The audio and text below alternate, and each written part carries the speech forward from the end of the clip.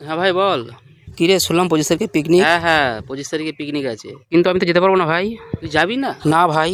না ভাই, তোকে আসতেই হবে, তুই ভালো করেই জানিস তুই না গেলে কিন্তু আমি পিকনিকে যাই না।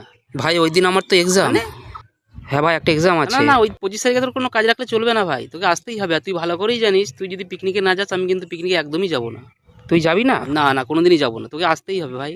ভাই প্রবলেমটা বোঝার চেষ্টা কর। না না না, তোকে আসতেই হবে। না, তুই না গেলে কিন্তু আমি পিকনিকে যাবো না ভাই, তোকে আসতেই হবে, তুই ছাড়া আমি পিকনিকে একদম যাবো না। আরে ভাই কাঁদিস না তুই। কাঁদছি না। আরে ভাই তুই তো আমার বন্ধু, আমার প্রবলেমটা বোঝার চেষ্টা কর। ঠিক আছে, তুই তাহলে এক কাজ কর, আমাকে তুই আরে ভাই তোকে আমি পিকনিকের টাকা দিয়ে আসছি। টাকা ঠিক আছে পাঠাতে হবে না, তুই ফোন পেতে আমাকে 2000 টাকা পাঠিয়ে দে। কিন্তু সুমন যে বলছিল এক একজনের 1000 টাকা করে। হ্যাঁ, তাহলে 2000 টাকা কেন?